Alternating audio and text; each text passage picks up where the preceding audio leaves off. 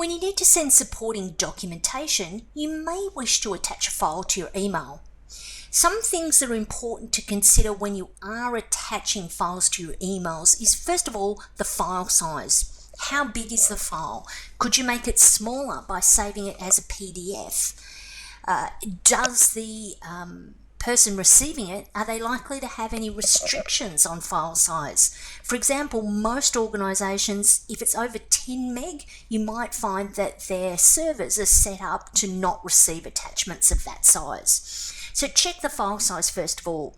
The second question that you need to ask is, do you need to send an attachment? If your organisation's using software such as OneDrive for file storage or sharing, instead of an attachment, ask yourself, would it make sense to share the file with a client or a colleague rather than having multiple versions of a file being sent around via email? Of course, if your organisation has a policy regarding file sharing internally or externally, always follow that process. But let's have a look at how we can actually attach files. Of course, you need to be in the body of your message.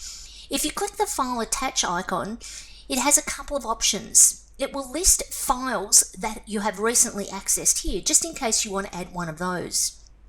You can also choose to browse this PC to locate the file that you wish to add. Once you find the file that you want, simply double click on it and drop it in. I'm going to choose this one here. And if I just click on it, it asks me, do I want to share a link or attach it as a copy? I'm going to choose attach it as a copy. The message now has the attachment next to it, and I can see the file size here is 481 kilobytes, which is around half a megabyte of information, so that won't be a problem to email. From there, you could address your message, put your information in and email it off. So that's some information on how you attach files in Microsoft Outlook.